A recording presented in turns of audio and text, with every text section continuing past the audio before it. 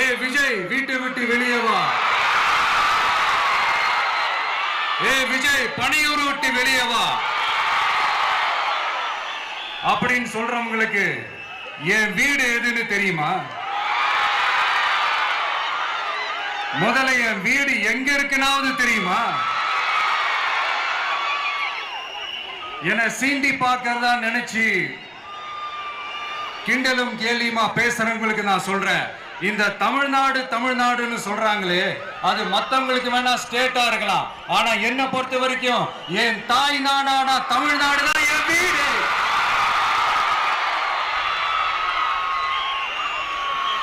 என் வீட்டுல மொத்தம் எத்தனை பேர் இருக்காங்க தெரியுமா? 8 கோடி பேர் இருக்காங்க. ஒட்டுமொத்த தமிழ்நாட்டு மக்களும் என் வீட்டு மக்கள், என் குடும்பம், என் உறவு, என் சொந்தம்.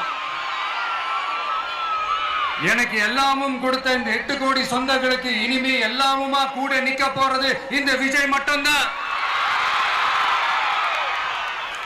தமிழ்நாட்டோட முதல் படை வீரனா, தமிழ்நாட்டோட முதல் பாதுகாவலனா அவங்க கூடவே நிக்கணும்ன்றதுதான் என்னுடைய குறிக்கோள். இன்னைக்கு இந்த விஜய், உங்க விஜய் உங்ககிட்ட ஓட்டு கேட்டு மட்டுமே வரல, உங்ககிட்ட நீதி கேட்டும் வந்திருக்கிற. ஆக்சுவலா உங்களுக்காக நீதி கேட்கறதுக்காக தான் நான் அரசியலுக்கே வந்தேன். ஆனா இன்னைக்கு நான் உங்ககிட்ட நீதி கேட்கறதுக்காக வந்திருக்கிறேன். இந்த விஜய் என்னங்க தப்பு பண்ணா? தன்னை நேசிச்ச தன்னுடைய மக்களுக்காக அரசியலுக்கு வந்தா அது ஒரு தப்பா?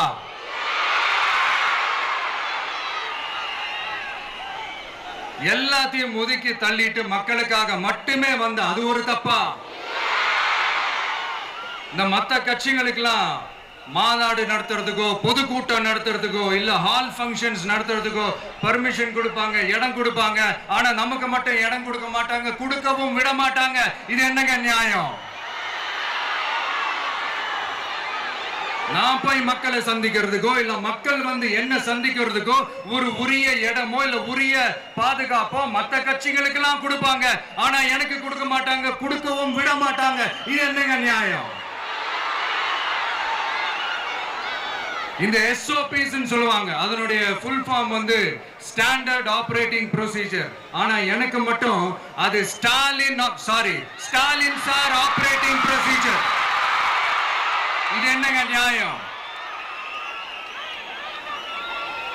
இந்த விஜய் உண்மையானவன்றது உங்க எல்லாருக்குமே தெரியும். நமக்கு எதிராக சதி செய்யறது யாரு, நமக்கு எதிராக சூழ்ச்சி செய்யறது யாரு, நமக்கு எதிராக பழி போடுறது யாரு, யாரெல்லாம் ஒன்னா சேர்ந்து இதெல்லாம் செய்யறாங்கன்றது உங்க எல்லாருக்குமே நல்லா தெரியும். அதனால என்னோட சொந்தங்களாகிய உங்ககிட்ட வந்து நான் நீதி கேட்காம வேற யாருக்கிட்ட தான் போய் கேட்பேன்?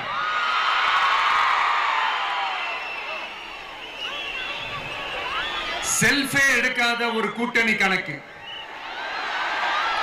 செல்ஃபே எடுக்காத ஒரு அறத பழைய அரித்மெட்டிக் கணக்கு, இதெல்லாம் வேலைக்கே ஆகாது. ஆணித்தரமா அடிச்சு சொல்றேன். அப்புறம் இந்த காசு கொடுத்து ஓட்டு வாங்கிடலாம்னு கனவு காண்றாங்கல்ல, அதுவும் இந்த விஜய் வந்ததுக்கு அப்புறம் நடக்கவே நடக்காது. வண்டி வண்டியா கொண்டாந்து குட்டுவாங்க. 1000, 2000, 3000, 4000, 5000 சாமி மேல சத்தியெல்லாம் வாங்குவாங்க. அப்படிதான் இத்தனை வருஷமா உங்களை ஏமாத்தி இருக்கிறாங்க. வாங்கிக்கங்க, சந்தோஷமா வாங்கிக்கங்க. எல்லாம் உங்க பணம் தான். வாங்கிக்கிட்டு அவங்க காதிலேயே விசில ஊதி அனுப்புங்க. எப்படி? அவங்க செவிலியே விசில ஊதி அனுப்புங்க.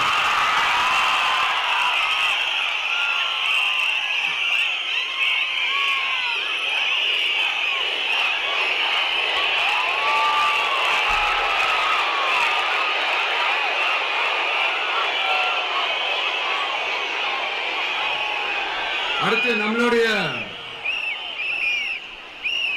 ஜென்சி அடுத்த இளம் தலைமுறையினருக்கும் நான் சொல்லணும்னு நினைக்கிறேன். இந்த பணத்தை கொடுத்து ஏமாத்தி ஓட்டு வாங்குற அந்த கலாச்சாரம் ஒழியணும். பணத்தை கொடுத்து ஏமாத்தினா ஏமாறுவீங்க. உங்களை தான் கேட்கிறேன், பணத்தை கொடுத்து ஏமாத்தினா ஏமாறுவீங்க? எல்லாரும் கொஞ்சம் கை இப்படி வைங்களேன் எனக்காக. நான் சொல்றதை கொஞ்சம் ரிப்பீட் பண்ணுங்க. எங்க ஓட்டு எங்க உரிமை. எங்களை யாரும் விலைக்கு வாங்க முடியாது. எங்கள் ஓட்டு விசில் சின்னத்துக்கு தான். வேற யாரையும் நம்பி ஏமாற மாட்டோம். தேங்க்யூ. கேட்டுச்சா சார்? இனிமே நீங்க கொள்ளையடிச்சு வச்சிருக்கிற பணம் எல்லாம் வேஸ்டா போகுது, குப்பையில தான் தூக்கி போடணும். உங்களுடைய இந்த ஊழல் ஆட்சியும் மக்கள் குப்பையில தான் தூக்கி போட போறாங்க.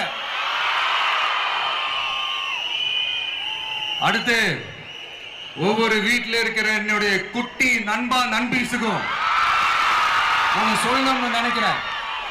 வீட்டில் டிவியில உட்கார்ந்து இந்த பிரச்சார மீட்டிங்லாம் பார்த்துட்டு இருப்பீங்க.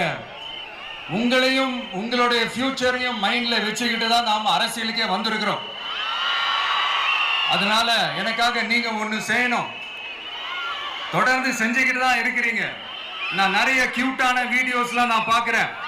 லைக் உங்க அம்மா அப்பா கிட்ட மைக்க நீட்டி யாருக்கு ஓட்டு போடுவீங்கன்னு கேட்டா பின்னாடி இருந்த அந்த பையன், அம்மா விஜய்னு சொல்லுமா, அப்பா விஜய்னு சொல்லுப்பா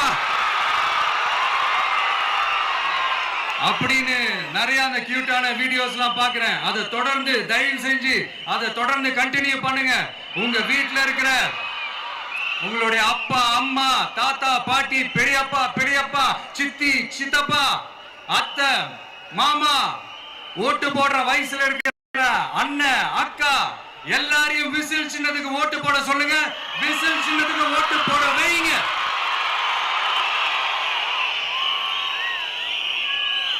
இந்த தேர்தல் நெருங்கிற இந்த நேரத்தில் பொலிட்டிக்கலா ஸ்பீக்கிங் டு த பாயிண்ட் ஒரே ஒரு விஷயம் நான் சொல்லணும். நாங்க அரசியலுக்கு வந்தது எந்த கட்சியும் ஒழிக்கிறதுக்கோ அழிக்கிறதுக்காகலாம் நாம் அரசியலுக்கு வரல. யார் மேலேயும் தனிப்பட்ட ஒரு வன்மமோ இல்ல தனிப்பட்ட கோபமோ அப்படிலாம் யார் மேலேயும் கிடையாது. இந்த மற்றவங்க மாதிரி இந்த வெறுப்பு அரசியல் பண்றதுக்காகலாம் நாம அரசியலுக்கு வரல. அரசியல் ரீதியா நம்மளுடைய எதிரிகள் யாருன்னு டிக்ளேர் பண்ணிட்டு தேர்தலில் நின்று ஜெயிச்சு மக்களுக்காக எங்களுடைய நன்றி கடனை செலுத்துறதுக்காக தான் நாம அரசியலுக்கே வந்திருக்கோம். Just want to make this clear. அவங்கள கேள்வி கேட்கறதுக்கு முன்னாடி அவங்களுடைய இயலாமையை மறைக்கிறதுக்காக இந்த ஏ டீம் பி டீம் இதெல்லாம் கூட சேர்த்துக்கிட்டு ஒரே விஷயத்த சொல்லி அழுவுறாங்கல்ல. என்னன்னு சொல்லி அழுவுறாங்க? அனுபவம் இல்லாதவங்களால எப்படி ஆட்சி அதிகாரத்தை செய்ய முடியும் அப்படின்னு ஒரே விஷயத்த சொல்லி அழுவுறாங்கல்ல. அந்த அழுகைக்கு நாம ஒரு பதிலடி கொடுக்கணும்ல. மக்களே, நான் உங்களையே கேட்கிறேன், தெரியாம தான் கேட்கிறேன். இந்த அனுபவம் அனுபவம் அனுபவம்னு சொல்றாங்களே, அதிகாரத்தை வச்சு மக்கள் பணத்தை கொள்ளையடிச்சதை தாண்டி வேற ஏதாவது கொம்பு முளைச்ச பெரிய அனுபவம் இவங்களுக்கு இருக்குதா?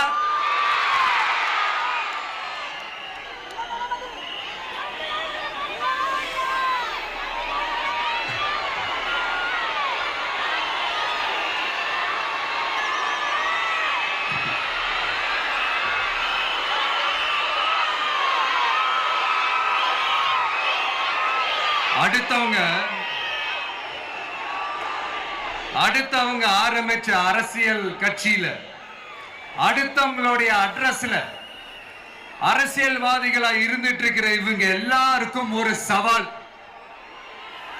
என்ன மாதிரி தனியா என்ன மாதிரி சொந்தமா ஒரு கட்சி ஆரம்பிச்சு 1% அட்லீஸ்ட் 1% வாக்கு வாங்கி காட்டுற அந்த தில் இருக்குதா, திராணி இருக்குதா?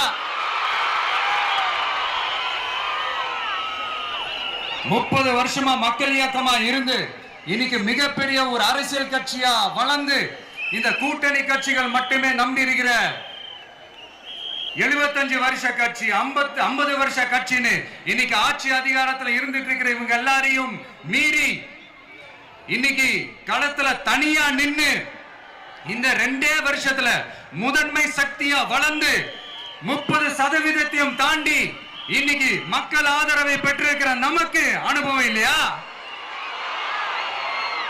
உங்களுடைய அனுபவம் என்னன்னு சொல்லட்டுமா? கட்சி ஆரம்பிச்ச அண்ணாவை மறந்தது, கட்சி ஆரம்பிச்ச எம்ஜிஆர் அவர்களை மறந்தது, கட்சியை வளர்த்த ஜெயலலிதா மேடம் அவங்களை மறந்தது.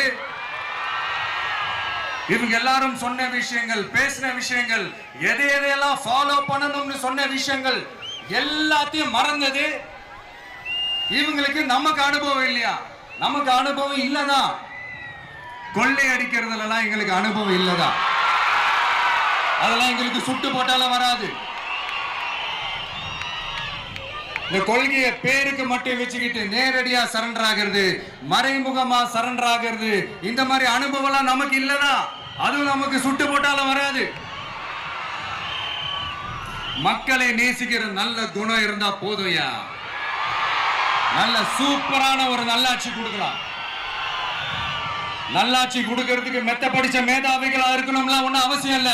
காமராஜர் அவர்கள் மாதிரியோ எம்ஜிஆர் அவர்கள் மாதிரியோ மக்கள் சக்தியின் துணையால, மக்கள் மேல அக்கறையா இருக்கக்கூடிய நல்ல அதிகாரிகளின் துணையால சூப்பரான ஒரு நல்லாட்சி என்னால கொடுக்க முடியும், செஞ்சு காட்டுறேன்.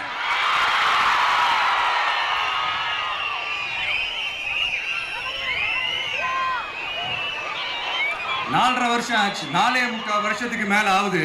இப்போ ஒவ்வொரு வீட்டு கதவையா தட்டி உங்கள் கனவுகளை சொல்லுங்கள், உங்கள் கனவுகளை சொல்லுங்கள், நாங்கள் அதை நிறைவேற்றி காட்டுறோம். இல்ல, ஸ்டாலின் சாருக்கு மக்கள் சார்பா ஒரு கேள்வி. மக்களுடைய கனவு என்னன்னு உங்களுக்கு தெரியுமா சார்? அது சரி, அவங்க என்ன நினைக்கிறாங்கன்னு உங்களுக்கு தெரியாது, அதுக்கப்புறம் எப்படி அவங்க கனவுகளை பத்தி உங்களுக்கு தெரியும். மக்களோட கனவு என்னன்னு நான் சொல்லட்டுமா சார்? 2019, 2021, 2024 இந்த 3 தேர்தலையும் மக்கள் உங்களுக்கு வாக்களிச்சதுக்கு காரணம் நீங்க மக்களுக்கு ஏதாவது நல்லது செய்வீங்கன்னு நம்பிதான். ஆனா நீங்க மக்களுக்கு கொடுத்த பரிசு மக்களுக்கு பாதுகாப்பே இல்லாத மக்கள் விரோத ஆட்சி. அந்த மக்கள் விரோத ஆட்சியை அகற்றிட்டு அந்த இடத்தில் தமிழக வெற்றி கழகத்தை ஆட்சி பீடத்தில் அமைக்கணும் அப்படின்றதுதான் மக்களுடைய ஒரே கனவு. இந்த மக்கள் விரோத திமுக அரசை நிலைக்க கூடாது அப்படின்றதுதான் மக்களுடைய ஒரே கனவு. 100% தூய சக்தி டிவிக்கு ஆட்சி அமைக்கும். அதுல உங்களுடைய கனவுகள், உங்களுடைய ட்ரீம்ஸ் எல்லாமே ஃபுல்ஃபில் ஆகும், நிஜமாகும்.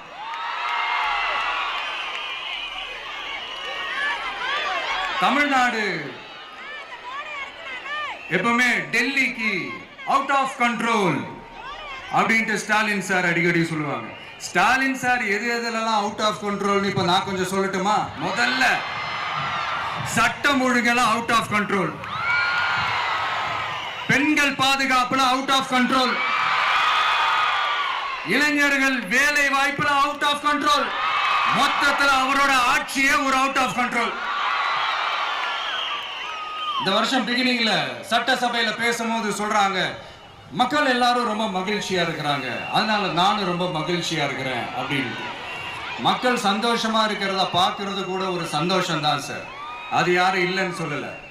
அப்படி உண்மையிலேயே மக்கள் உண்மையிலேயே சந்தோஷமா இருக்கிறாங்க அப்படின்னா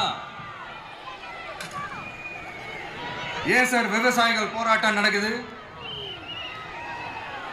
ஏன் சார் மீனவர்கள் போராட்டம் நடக்குது? ஏன் தொழிலாளர்கள் போராட்டம் நடக்குது? தூய்மை பணியாளர்கள் போராட்டம் ஏன் நடக்குது? அங்கன்வாடி ஊழியர்கள் போராட்டம், செவிலியர்கள் போராட்டம், மருத்துவர்கள் போராட்டம், மாற்றுத்திறனாளிகள் போராட்டம், அரசு ஊழியர்கள் போராட்டம், ஆசிரியர்கள் போராட்டம், இடைநிலை ஆசிரியர்கள் போராட்டம், பகுதி நேர ஆசிரியர்கள் போராட்டம்.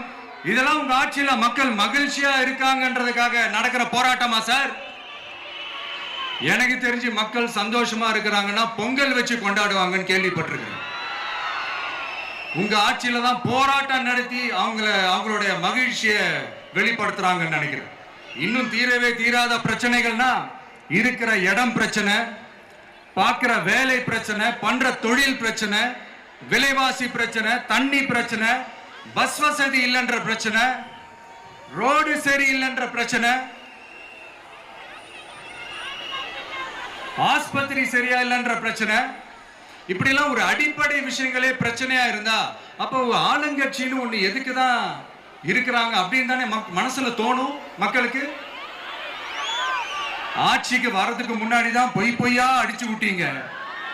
இப்ப ஆட்சியை விட்டு போகும்போது கூட பொய்யா பேசுறீங்களே சார், என்ன சார் இது? மாத்தி பேசுறதுல நீங்க வேற லெவல் தான் சார். ஆட்சிக்கு வந்த அடுத்த வருஷமே 2022ல 70% வாக்குறுதிகளை நிறைவேற்றிட்டோம்னு சொன்னாங்க. அப்புறம் போன வருஷம் 90% வாக்குறுதிகளை நிறைவேற்றிட்டோம்னு சொன்னாங்க. அப்புறம் இந்த வருஷம் 505 வாக்குறுதிகளை 404 வாக்குறுதிகளை நிறைவேற்றிட்டோம்.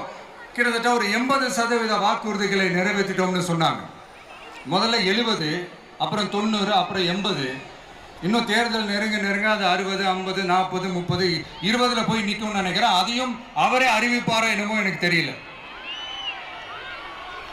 முதல்வர் ஸ்டைல்லையே சொல்லணும்னா, பொய்யிலேயே பிறந்து பொய்யிலேயே வளர்ந்த புலவர் பெருமானே, கொஞ்சம் அத திருத்தி சொல்றேன், புலுகர் பெருமானே. அது இன்னும் பொருத்தமா இருக்கும். அவருடைய அண்ட புழுகு, ஆகாச புழுகு என்ன தெரியுமா? பெண்களுக்கு பாதுகாப்பு தமிழ்நாட்டில் எங்க போனாலும் கொட்டி கிடக்குதான். அப்படி அது உண்மைனா அண்ணா யூனிவர்சிட்டி அந்த பொண்ணுக்கு ஏன் சார் அப்படி ஒரு கொடுமை நடந்துச்சு?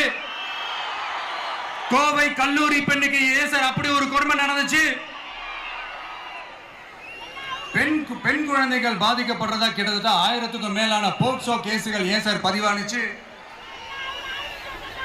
போதைப் பொருள் கலாச்சாரம் கண்ட்ரோலே இல்லாம அது பாட்டுக்கு தாறுமாற எங்கேயோ போய்கிட்டு இருக்கு. வயலன்ஸ் எல்லாம் தலைவிரிச்சு ஆடுது. அதுக்கு ஒரு ரீசெண்ட் எக்ஸாம்பிள், அந்த ரயில்வே ஸ்டேஷன்ல அந்த சிறுவர்கள் எல்லாரும் சேர்ந்து செஞ்ச அந்த சம்பவம். சட்டம் ஒழுங்கு சரியா இருந்தா ஏன் சார் இப்படி எல்லாம் நடக்குது? சட்டம் ஒழுங்கு சரியா இருக்கணும்னா முதல்ல தமிழ்நாட்டுக்கு ஒரு டிஜிபி வேணும் சார். எங்க சார் போனார் அவரு? எங்க அவரு?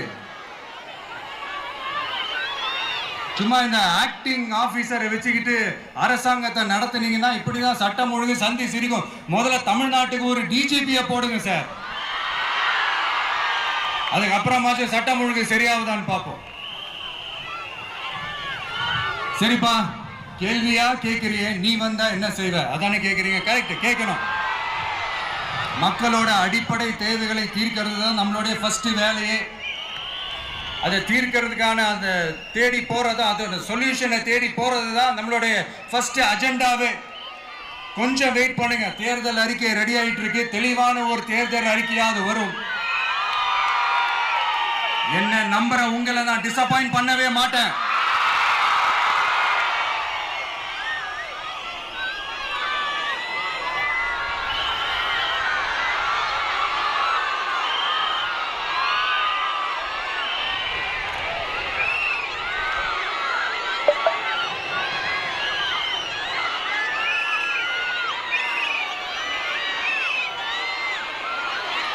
இந்த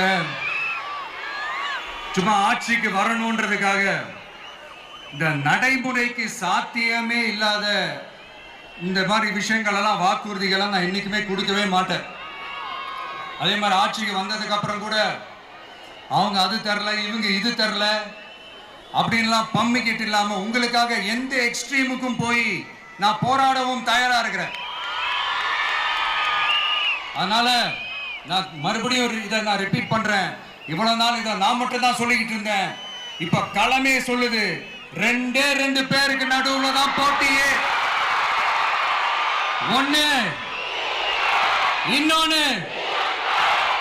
ஒன்னு தூய சக்தி டிவிக்கு, இன்னொன்னு தீய சக்தி டிஎம்கே.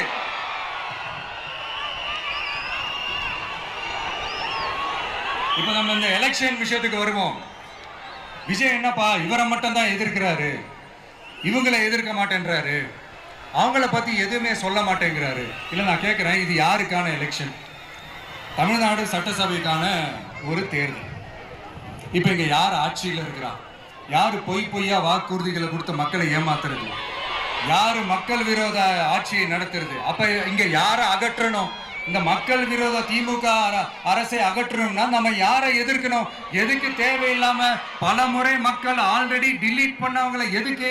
நம்மளுடைய கான்சென்ட்ரேஷன், நம்மளுடைய டார்கெட் திமுகன்றப்போ டார்க்னஸ்க்குள்ள எதுக்கு கல்லெறியணும்? இங்க மக்களை விரும்புற விஜய் வேணுமா இல்ல மக்கள் விரோத ஆட்சி நடத்துற ஸ்டாலின் சார் வேணுமா? அவ்வளவுதான் இந்த தேர்தல். இதுக்கு நடுவுல வேற யாருமே கிடையாது. புரியுதுங்களா உங்களுக்கு? என் நெஞ்சில் குடியிருக்கும் சேலம் மக்களே,